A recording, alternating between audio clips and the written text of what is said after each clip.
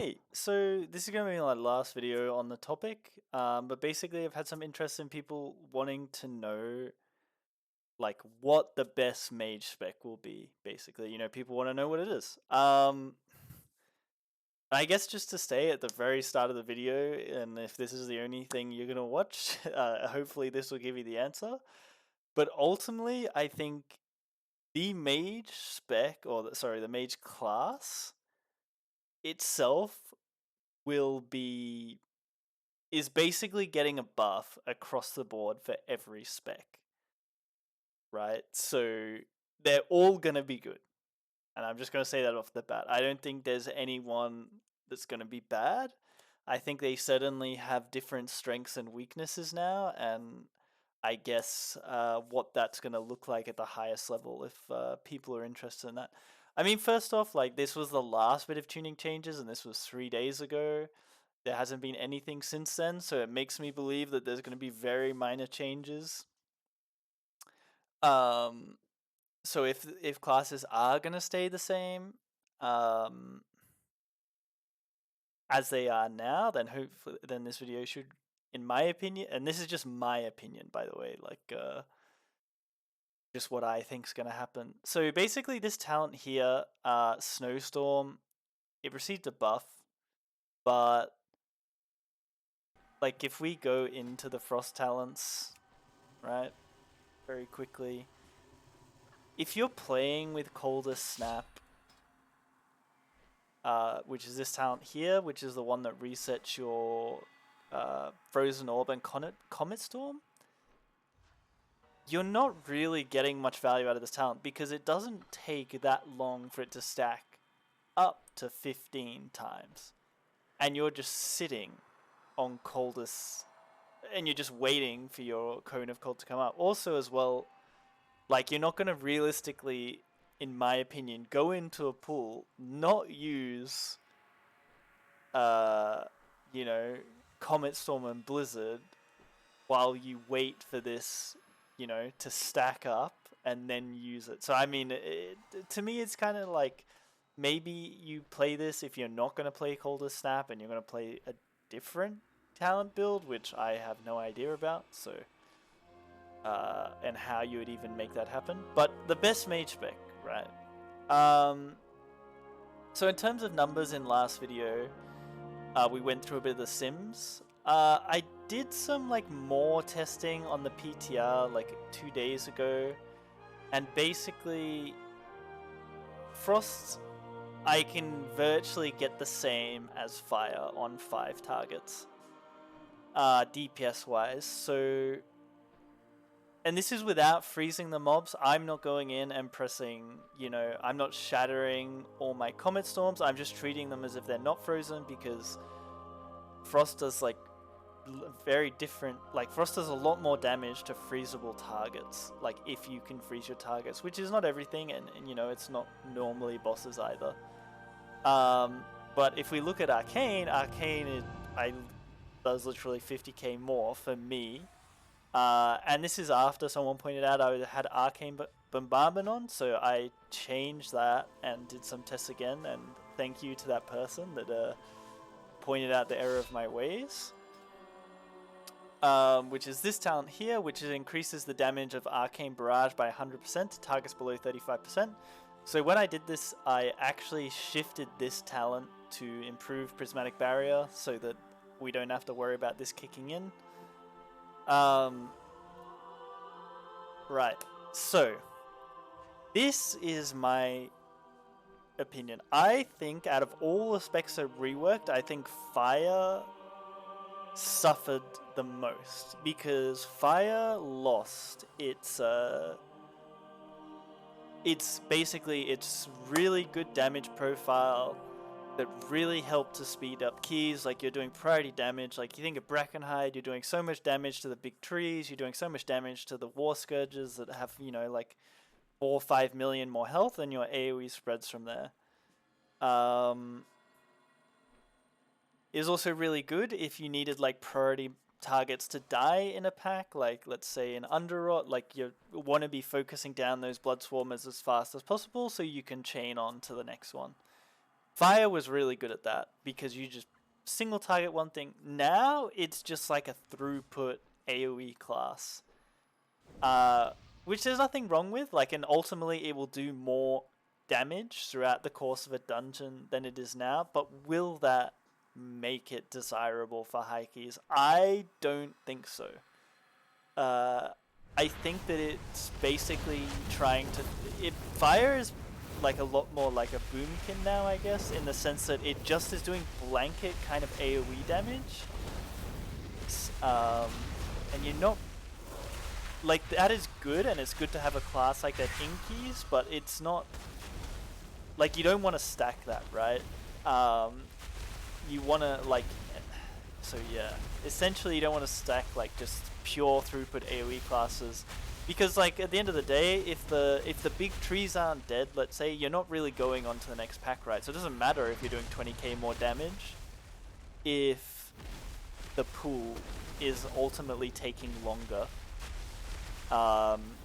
So that brings us to what I think the real potential. Well, I think Arcane did really well in this rework, and I think it's definitely the most balanced spec out of Frost and Arcane. Like, Arcane's single target is really good with its AoE build, and its AoE is really good as well, especially at 5 targets. I think it's very strong. It's got a really nice damage profile, very bursty. It's got funnel damage. New Frost, me personally, like, because you don't get to. I played Arcane at the start of this season, right, when Arcane was good, before the buffs to Fire. I mean, Arcane still is good. And it was, like, it definitely is really nice having really bursty damage. I don't know if anybody's gone to the last pack on Vortex Pinnacle, or the second last pack, I should say. And you do that on Fortified, and, you know, sometimes it wipes the group, right? Like, there's a lot of AoE damage with the Crashing Stone cast. Arcane, like, trivializes that pack. You know, for example, you just go in there, you just do your AoE burst, you're just pumping one target and it just dies, and it's great. Like, it makes that pool really, really easy. So I kind of tried to divide it into what dungeons I think each spec would excel at.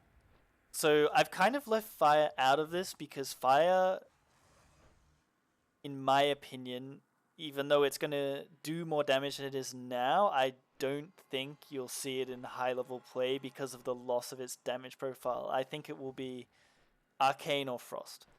And ultimately, I think Arcane will do quite well in dungeons like Halls of Infusion, Naltharis, and Underrot, I think for sure. And the reason I think that is because in Halls of Infusion, a lot of those trash packs are pretty trash dense, but they're relatively low HP.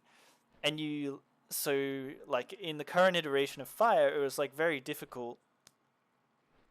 You know, like, I don't know for anyone else, but like, you're basically trying to build up your Ignite and the pack would just die. So if you're like not doing that dungeon on anything like above a 24 on Tyrannical, you just do negative damage, is what it felt like to me.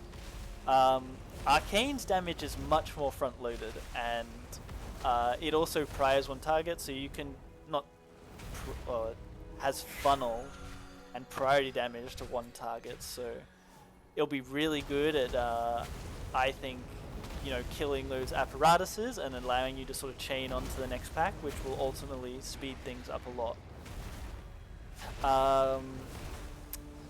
Also as well, for Naltharis, 2 of the bosses in there have damage amplification windows, right, where the boss takes more damage. If your CDs line up as Arcane, because you do so much damage in them, like, to then have a damage amp on top of that is so strong. Like, you'll just do so much damage. Underrot, I think it'll do well because there's so much movement in Underrot, especially the second area. Like, you were just moving like the whole time. It feels like you're just chaining from pack to pack to pack to pack. I think Fire and Frost are really going to lose a lot of value there, just because of how much movement there is, and then also you're like really trying to kill the Blood Swarmers, right? So Frost is obviously better because you'll be glacial spiking your priority target and moving on from there, but with everything being dragged out of your Frozen Orb and Blizzard, I feel like maybe it's not going to be the best spec in that dungeon. So I think Frost will definitely have the edge in Brackenhide of all dungeons because 1, so many mobs are freezable, and 2, the totem boss at the end. Even though it's a lot easier now because the totem lives for like an extra 2 seconds, ultimately totem damage is still important, and the fact that you can use have Glacial Spike available for every totem, just is going to make it so good for no other reason than that, because I don't know if many people know, but if you're playing on live, generally the play is you just play Fire up until the second boss, and then after the second boss you teleport out and you play Frost, because you're doing very few trash packs, and then it kind of just comes down to the last boss. I know some people do play Fire all the way through to the end, and I don't think there's anything wrong with that. It's just harder, and your damage just isn't as consistent, so you've got to be very, very coordinated. Like if you're pugging, I definitely wouldn't recommend playing Fire all the way to the end in Brackenhide. I feel like that's going to make your life very difficult, because you really need to communicate when you don't have damage on that boss, so that you can use things like Beacon, or know whether this is going to be the one that's going to go off and you're going to need to defensive, or maybe you're holding your Lust, whatever it might be. And then I think Neltharion's Lair is probably going to end up being a Frost dungeon as well. I mean, I don't feel like I need to explain too much more, but like the last boss and the first boss, just being able to cleave a main target and having like cleaving off that target and just cleave those adds so heavily, and then being able to switch with no difficulty at all, really. You just literally click the nameplate, switch, all your damage goes across to that new target now. Just makes Frost, I think, is just going to be very strong in that dungeon. And it's also pretty low target count, which I think is, good for Frost, because just your Glacial Spike and Ice Lance just gets more value then, right? Because you're like a 2-target spec. Obviously, it's a lot better now with the rework, like and you're a 2-minute class, so you're actually going to have cooldowns. So I think Frost is looking really good for those 2 dungeons. And then the last dungeon, I think, is Vortex Pinnacle.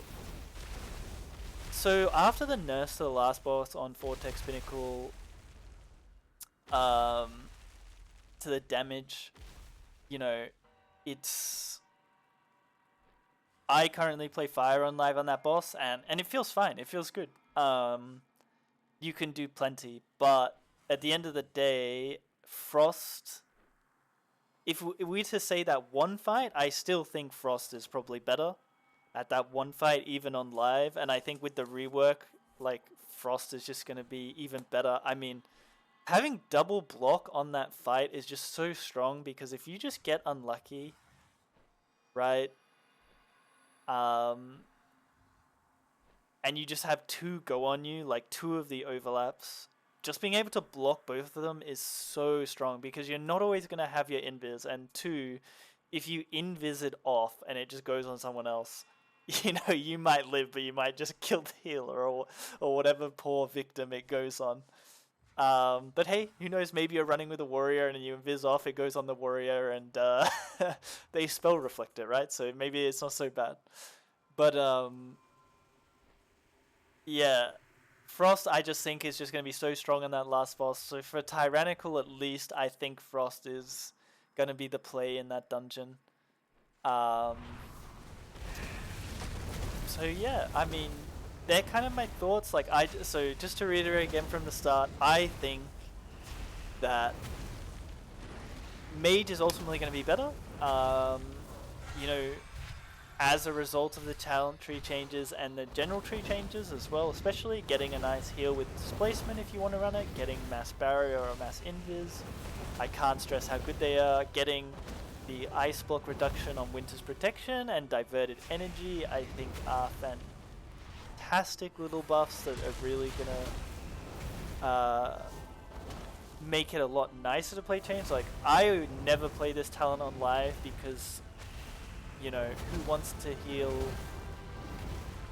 like 20k out of 110k shield or whatever it is if you're playing Frost? Like, it's just not worth it, right? But at least 40k, you know, that's like a little under, you know, 10% of your health if they damage through your shield. Like, I mean, that's really nice. Think about how low you get fighting in that first area of Balls of Infusion. You're constantly barring anyway just to get the beam off you. So if you get retargeted, it also helps your healer a bit and tops you up. So definitely no complaints. I guess one thing that would be nice is if you could actually take some of these utility points. Like, I feel like there's no way I'm gonna drop a throughput talent to take like improved Prismatic Barrier or Supernova or Chrono Shift or even Foresight. I feel like I honestly feel like there's, you know, these talents would be really nice to take, but you're just not gonna take them. But I mean, that's kind of outside the scope of this video. I really just wanted to say what I thought the best Mage spec would be so that people have a better idea and like kind of what the strengths and weaknesses are and frame them in like a dungeon perspective. Because, you know, like if you're like me, you know, you play a fair bit of World of Warcraft, you kind of want to know these things, and I feel like unless tuning changes drastically in the next like 2 days, because it's Monday morning now, then this is probably how the Mage specs are going to play out. I think you can play either spec in any key, but I'm saying, like, what do I think would be the best? And I think it's going to boil down to Arcane and Frost, and I honestly think it's going to be dungeon dependent. Also, affix defendants, as I said in another video, like Sanguine and Sanguine and Frost really don't go together. Like, it is like slowing every mob by 70% and then potentially freezing them as well. I mean, that is a bit troll. I'm sure people have been in groups with Frost mages that like are like that, and it's just, it makes life hard, right? So potentially you might only see Frost in like much more limited dungeons in Sanguine weeks. I mean, in much fewer dungeons in Sanguine weeks, just because it is a bit troll. But at the end of the day, every spec and class has weaknesses. Like, just like Arcane's weakness is, you know, it has less defensives from the other spec. You know, you've got to play your AoE in melee, which, you know, playing in melee is a little bit less forgiving, I think, than being able to stand back and chill out. So yeah, you know, it is what it is, really. But I hope this video was helpful. I hope it gave people some like actual clarity on what Mage spec is going to be good, and why potentially you know, these specs are going to be played at the higher end. So yeah, that's my answer. Basically, it's going to be between Arcane and Frost, and I think even then it's going to be dungeon dependent. I didn't mention Freehold, because Freehold kind of is like, it's just the only hard boss on Tyrannical is like the first boss, because you can kind of just get double pistol shotted and disappeared, and that's not fun. Or two, it's kind of just like, I mean, maybe Fire's decent in that dungeon because it's all single target bosses. You're going to be stacking Haste Verse on the next patch, and there's not really too much prior damage needed. So, I mean, maybe Fire's okay in there, but I still think, you know, ultimately Frost and Arcane are probably going to have the limelight at the highest level of play, which is not such a bad thing. I mean, Fire's been played a lot this season and last season, so I personally don't mind a mix-up. I just hope they would do something about Fire's mastery. Like, I don't think it was good to make mastery kind of a dead stat now for Fire. But at the end of the day, as long as like they keep tuning it, then hey, maybe it's fine. But yeah, I don't want to go over anymore. This is even longer than the other two videos. So yeah, I hope this added some clarity. Thank you for watching, and if you stayed this long, I do appreciate it, and I hope it gave some clarity.